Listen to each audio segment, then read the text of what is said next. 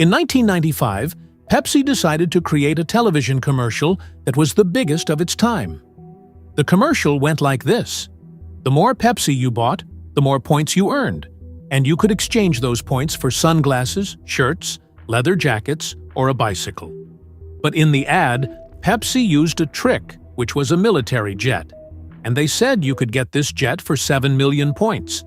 One box of Pepsi containing 12 cans gave you 5 points, meaning that someone who wanted to win the jet would have to buy 1.4 million boxes, which is a massive number.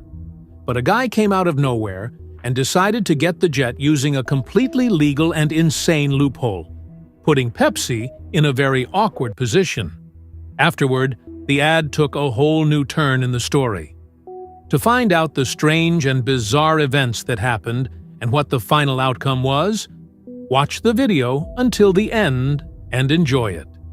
Peace, I'm Shamsuddin, and welcome to your channel. Pepsi is more famous than a fire in the woods, and its main competitor is always Coca-Cola. Although Coca-Cola was older and founded before Pepsi, Pepsi was somewhat smarter, using all kinds of ways to advertise and convince everyone to consume their drink. They partnered with all the celebrities to make ads for their drink, and this was a powerful weapon in spreading the company's name further and further. And today's story is about one of the crazy ads Pepsi made. In 1995, Pepsi decided to launch the biggest commercial in the field and boost the company's sales as much as possible. What you need to know is that Pepsi has a dedicated advertising department, and the people working in that department are tasked with finding the right idea and turning it into an ad.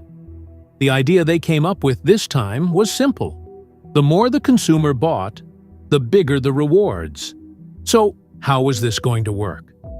Simply, they used a point system. You buy Pepsi, you get points, and with these points, the consumer could get shirts, hats, leather jackets, sunglasses, bicycles, and similar items. This ad was generally targeted more at young people and kids rather than adults. But the company decided before designing the ad that it wouldn't be just a normal ad, like buy Pepsi, get points, and win prizes. That would have been too commercial. No, the ad had to be somewhat funny and grab people's attention as much as possible. After coming up with the right idea, they made the ad. A young guy lands a military fighter jet in the schoolyard, saying, "This jet is way better than the bus." And the announcer in the ad says, "The more Pepsi you drink, the more rewards you get." Before the ad ended, the jet appeared, and underneath it was written, "Harrier jet for 7 million Pepsi points.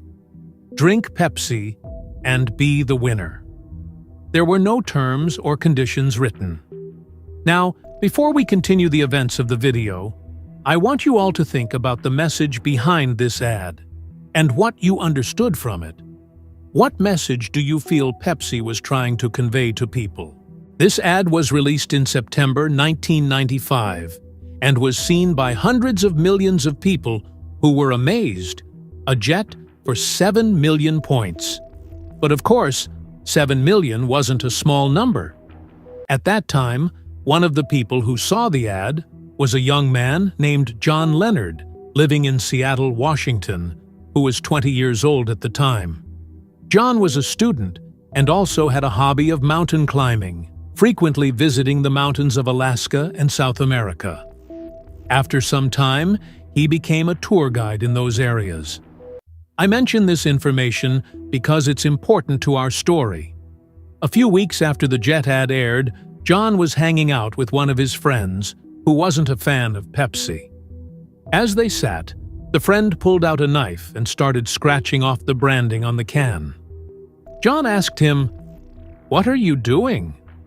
His friend replied that he and some of his friends were trying to collect the required points to get the jet Pepsi had featured in the ad a while ago.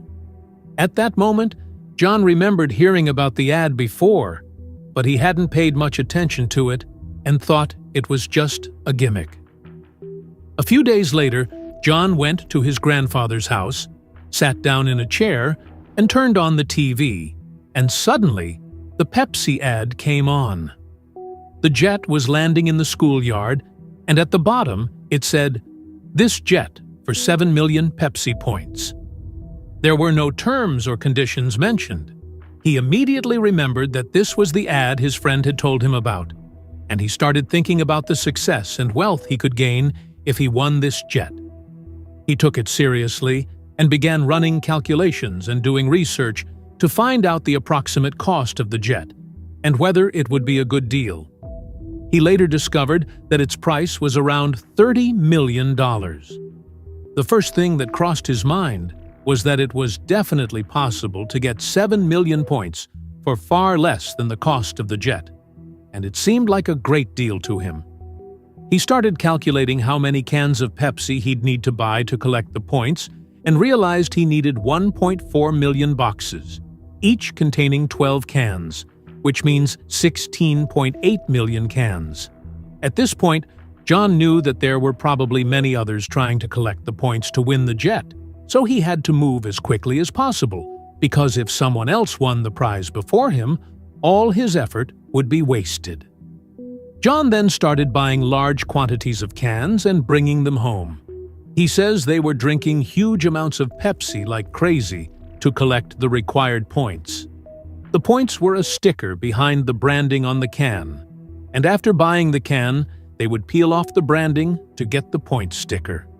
But after a week of this process, he realized that this method was completely impractical, because to collect the required number of points, they would have to drink 190 cans daily for 100 years. After abandoning this method, he didn't give up and returned to his calculations, thinking about it again. He thought of someone who could help him in this process, named Todd Hoffman, who was 40 years old at the time. Todd was an investor in various fields and was willing to take on financial ventures like this, and he also had the money to support John and profit after the plan succeeded. Todd also had a hobby, which was mountain climbing. One day, he met John while they were both climbing Mount Denali in Alaska, and John was working as a tour guide at the time, as we mentioned earlier. Since then, they had become very close friends, almost like brothers, despite the age gap. John was 20 and Todd was 40. After remembering this person, John contacted Todd by phone and told him the story, that he saw a Pepsi ad offering a fighter jet for 7 million points. Todd was shocked and amazed by the deal, but said to John, "I need to see the ad first." So John recorded the ad on tape, went to Todd's house, and showed it to him. When Todd saw it for the first time, he was astonished and couldn't believe what he was seeing. He had John replay the ad more than 50 times and kept saying, "A fighter jet for just 7 million points?" The strangest part was that there were no terms or conditions written. Todd told John, "Listen, I'm with you. Prepare a business plan and come back to me so we can agree on the rest of the details." John replied, "All right." John went home and started studying the matter and developing the next plan. Collecting 7 million points would cost millions of dollars. After doing the precise calculations, he found that he needed $4.3 million to complete the project. Each box containing 12 cans gave 5 points, and to collect 7 million points, he needed 1.4 million boxes, or 16.8 million cans. Todd asked him, "Where will you put all these boxes after buying them?" John simply replied, "We'll rent 6 warehouses close to each other, and in each warehouse, there will be a certain number of employees. The people would drive the trucks, buy the Pepsi boxes, and bring them to the warehouses. Other employees would peel off the branding and collect the points, and others would load and unload the goods. The number of employees needed for this project would be about 50, and based on my calculations, we'd be done with the process in 3 months." Todd was amazed at John's calculations and saw how excited he was about the idea, fully convinced they could pull it off. But he said to him, Okay, let me ask you first. Is it legal for a civilian to own a Harrier fighter jet? John didn't know the answer, so he decided to inquire about it. John then contacted a spokesperson from the Pentagon, the U.S. Department of Defense, named Kenneth Bacon. He asked if a civilian could buy a Harrier fighter jet. Kenneth replied, "Yes, it's possible, but on the condition that the jet isn't equipped with any weapons, no missiles or radar jamming systems. Other than that, there's no problem." John went to Todd and told him about this, and they realized they had gotten past this hurdle. But then Todd asked another question. "If you get the jet, what will you do with it?" "Will you sell it right away?" John replied, "No, I could rent it out to people and take them on trips." But Todd said, "It seems like you forgot that it only has one seat."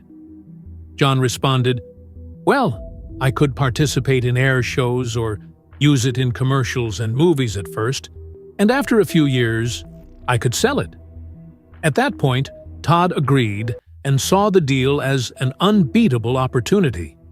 But then Todd asked one last question. "Okay, what if the contest ends after we've collected a huge number of cans?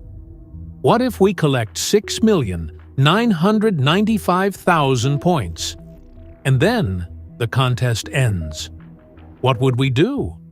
John had no answer for that. There was no guarantee that the process would continue.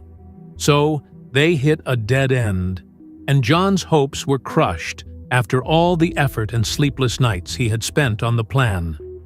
It all seemed for nothing, and he felt like he had missed the chance of a lifetime. Imagine a 20-year-old winning a jet worth $30 million, an enormous amount of money. Sometime after these events, John walked into a store one day and found an offer to buy Pepsi points. He started browsing through the catalog. The offer allowed people to buy points, which they could then exchange for prizes that Pepsi had advertised. For example, you could buy points and trade them in for a bicycle or a jacket, for instance. But as he browsed through the catalog to the very end, he found a clause stating that a person could purchase Pepsi points for 10 cents per point. He quickly did the math. 7 million points times 10 cents per point equals $700,000. In other words, for $700,000, he could buy the 7 million points without any additional costs. Unlike the previous plan, which required renting warehouses, hiring employees, and other expenses, costing $4.3 million, this new method was far cheaper. John's excitement and enthusiasm returned, and he was overjoyed. He went home and called Todd, telling him everything and giving him all the details. Todd was impressed and saw that the numbers made sense, and they could buy the required number of points. Todd wrote a check for $700,000, and in the memo section, he wrote Harrier Jet. They then mailed the check to Pepsi's prize department, the division responsible for distributing and storing the prizes, with the address listed in the catalog John got from the store. John and Todd were both excited and anxious at the same time, unsure of what response they would receive from Pepsi. This situation dragged on for several weeks. On the other side, the check reached Pepsi's executives and the creative director. When they read what was written on the check, $700,000 for the points required to get the jet, they were shocked and amused. Immediately, they went to the company's legal team and told them that someone had sent a check to claim the jet. At this point, you might ask, what's so strange about this? Isn't that what the company promised in the ad? That's true, they did say that in the ad. But the jet was just a joke. Pepsi wasn't being serious. That's what the executives said. And they didn't stop there. They described what John and Todd had done as an exploitative attempt to make money from the company. Initially, the executives decided to take the $700,000 check and send John and Todd a model fighter jet instead of the real one as a kind of prank. But of course, John and Todd would see that as a scam, because they were lying in the ad saying the fighter jet was available for 7 million points. Here, John didn't know what the company's response would be because no one had replied to him, and both he and Todd were eagerly waiting. Every day, they would open the mailbox to see if the reply had come or not.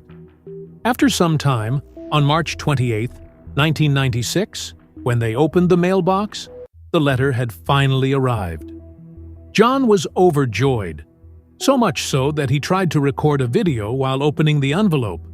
But after opening the letter, he was deeply disappointed. Imagine the company, in a very bold move, sent them a letter saying, "Thank you for your effort," but it was clear that the ad was just a joke. "To appreciate your effort, we're sending you 2 cases of Pepsi." They also returned the check they had sent earlier. Now, let me explain Pepsi's intention behind this ad. In the winter of 1995, the company's executives and creative director met to design a unique ad, just like we mentioned at the beginning of the story. They created a catalog with several items that people could get through collecting points, but they wanted to add something fun to attract even more attention. So, they drew a picture of a slightly overweight young man who appeared to be playful, landing a fighter jet in front of a school, with all the other students watching in awe of the jet. After landing, he would say, "This jet is way better than the bus." However, after discussing the ad, they decided that this character didn't quite fit the commercial, so they went with a different character.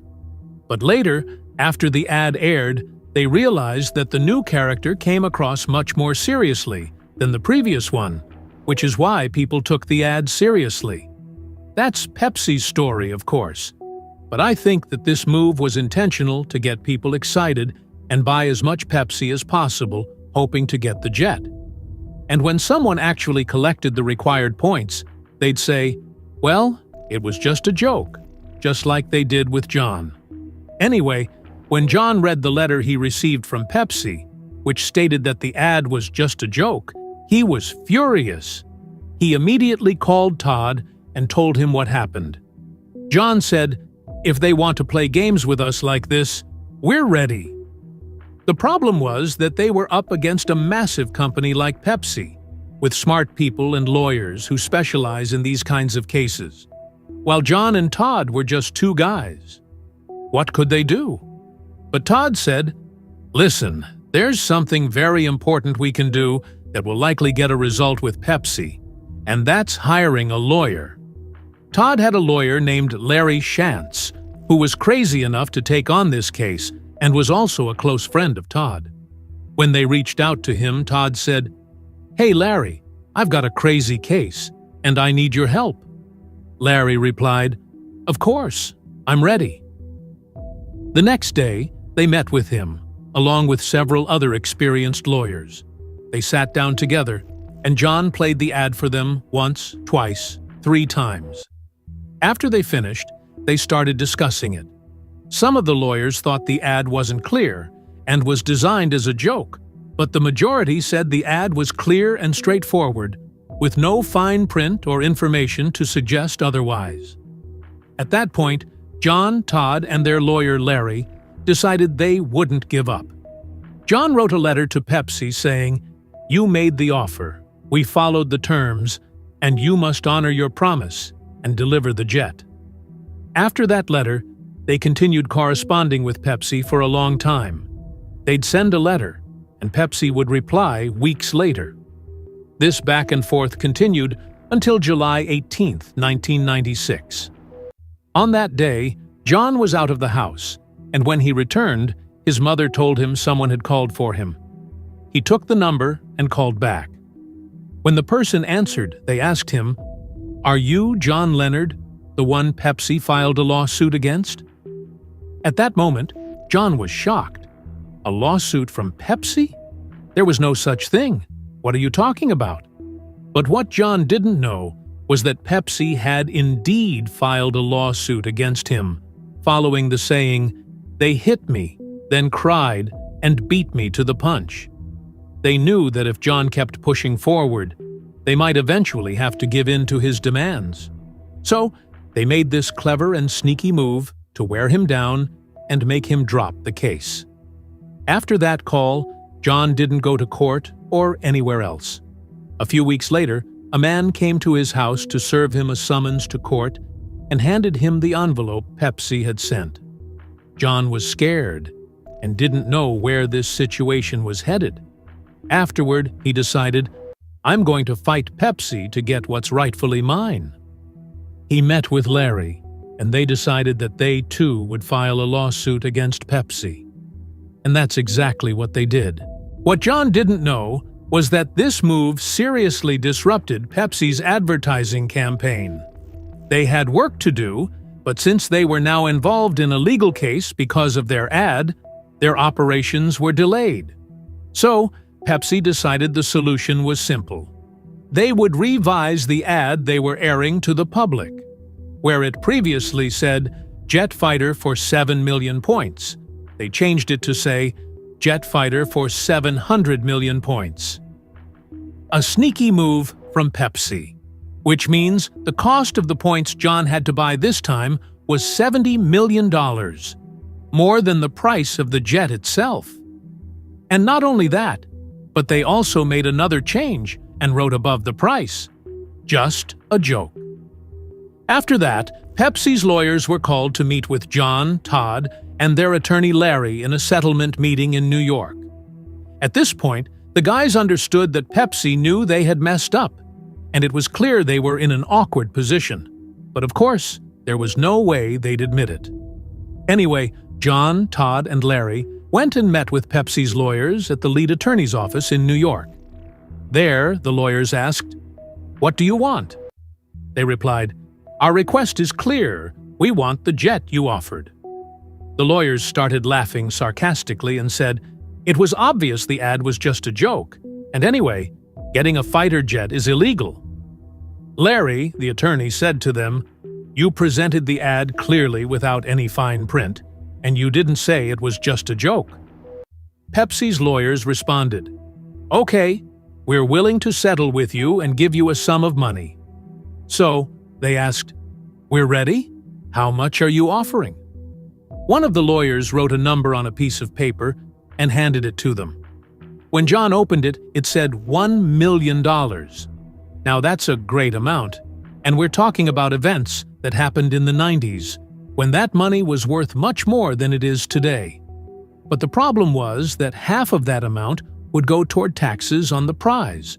Plus, Larry's legal fees would also be deducted, which meant what would be left wasn't much. At that point, John and Todd stepped outside to discuss it. After a few minutes, they came back in, and John said, "No, we reject the offer. We want the jet, nothing else." The lawyers were stunned and asked, "Where are you from?" They had nothing else to offer. After that negotiation, they left. That's when John decided to bring someone new into the case, someone aggressive enough to take on Pepsi and do whatever it took. Larry couldn't do much, so the person John found was a lawyer named Michael Avenatti, and I'm sure many of you have heard of him before. This guy was extremely aggressive and wasn't afraid of anyone. He took on several cases against Trump and Nike and was known for his cocky attitude. And imagine, after all this, he ended up getting involved in fraud and embezzlement. And in 2022, he was sentenced to 18 years in prison for stealing millions of dollars from his clients. I'm telling you this to give you an idea of who this man was. Anyway, when he heard about the Pepsi case and John told him all the details, he said, "Listen, you're not going to win this case legally. This requires a strategy, and the only option we have now is to make this case public and get the media involved." And that's exactly what he did. He helped them get the story out to radio and TV stations. That's when things went crazy, and John started getting calls non-stop. He was being interviewed on radio shows and TV stations, sharing all the details of the story. His story spread everywhere. Suddenly, John became famous, and everyone knew about this story. Most of the people who watched his interviews said the guy was right, and the ad was very clear. Another group sided with Pepsi, saying it was obvious that the ad was just a joke. During that time, after appearing on several shows, John felt like someone was trying to steer him away from this path. He reached out to several major news channels for interviews, but at the last minute, they would cancel. Coincidentally, Pepsi was one of the biggest sponsors for those channels. And there was even a time when John was climbing Mount Everest and needed an oxygen canister. About 150 meters from the summit, he suddenly ran out of oxygen. He had a feeling that someone had deliberately emptied the canister to get rid of him. But luckily, he managed to survive that situation. After that, the case dragged on for a long time and became a cold case. But John knew what he had to do. His lawyer, Michael, said, "Look, John, we have a way to get the public's attention again." John asked, "What's the plan?" Michael replied, "We're going to dig through Pepsi's ads and find things the company doesn't want anyone talking about." After a long search through their previous ads, they discovered that Pepsi had run the same ad in Canada, but with a big difference. They included a clause explaining the ethical responsibility and that the fighter jet was just a joke and not part of the contest. These details were part of the ad shown before John made his request for the jet. In other words, the company intentionally stirred up this controversy in the US, making people think they could win the jet. The second piece of information they uncovered was that Pepsi had a history full of advertising scandals and disasters. One of the biggest was the Philippines fiasco.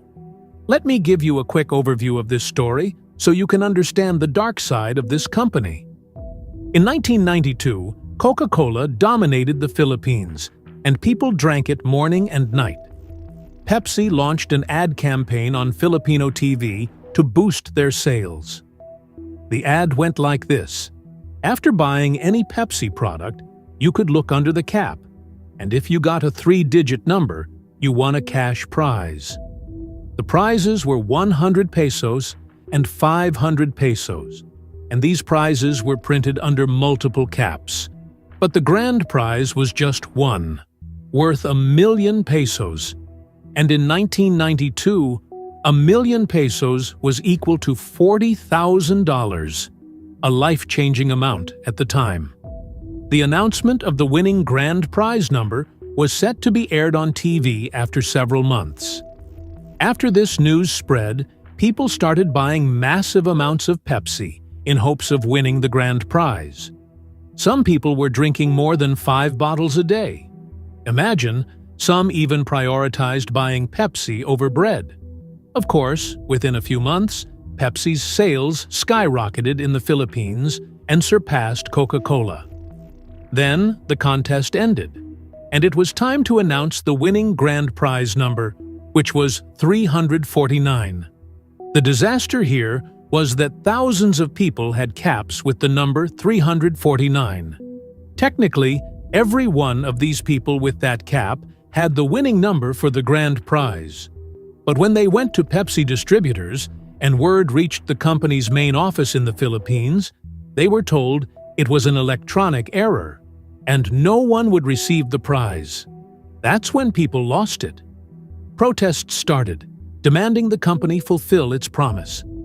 As there was no response, the protests escalated, and people began throwing rocks and Molotov cocktails, setting Pepsi's delivery trucks on fire. Unfortunately, one of the trucks exploded near a home, and a woman died. The story didn't end there. After these events, 400 people came forward, demanding their prizes, totaling $16 million, since each person was supposed to get 1,000,000 pesos, or $40,000. Of course, Pepsi didn't care about them at all. They stormed Pepsi's headquarters in the Philippines and carried out several bombings at the factory. 3 workers died as a result of these explosions. Naturally, these events caused a huge public outcry, and Pepsi managed to escape the case. But then, the Filipino government stepped in and investigated the case, revealing that the vast majority of these attacks were carried out by rival companies. And she wanted to take advantage of this crisis. The main takeaway from this story is that Pepsi always likes to take, but doesn't like to give. But why did I tell you about the Philippines, and how does it even relate to our story? When Michael, the lawyer, found out about all these lies Pepsi had told, he came up with the idea for a crazy ad that would reignite public interest in John's story. And on top of that, it would be directed against Pepsi. In the first ad, there would be a picture of John with a black eye, and on the bruise would be Pepsi's logo. At the bottom of the picture it would say, "Pepsi lies to the youth." The second ad would be a blank sheet of paper with the text, "Look down, Pepsi." This space is reserved for the terms and conditions that protect you from getting into trouble. Isn't that right? But unfortunately, you didn't do that in the Pepsi Points Jet ad. That's why viewers like John thought your ad was real, just like the sunglasses and leather jackets. And if that message didn't work, we'd be forced to use violence and weapons in this case. Of course, this ad was a subtle reference to what had happened in the Philippines, making it an implicit threat. When Michael showed these ad ideas to the newspapers, some were ready to publish them, including USA Today. The plan was to put these ads on a billboard directly across from Pepsi's headquarters in New York, so all the Pepsi employees would see them as they entered and left the building for at least a month. In short, this guy's thinking was absolutely wild.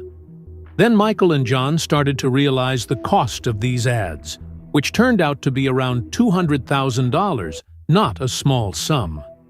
They went to Todd and pitched the idea to him for funding, but when he heard the details, he said, "This is extortion and a direct threat.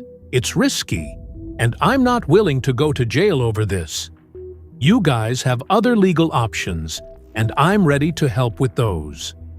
In fact, he stopped John from going ahead with the plan. At this point, Michael told John, "Listen, you can withdraw from the case, and I can bring someone else in to take over so you won't face any legal repercussions in the future." But John decided to stay by Todd's side and refused to get involved in these crazy ideas that Michael had suggested. The case stayed in limbo until 1999, about a year and a half after John saw the Jet ad on TV. That's when the court case between John and Pepsi finally began. Because, as we mentioned earlier, Pepsi initially sued him, and then he filed his own countersuit against them.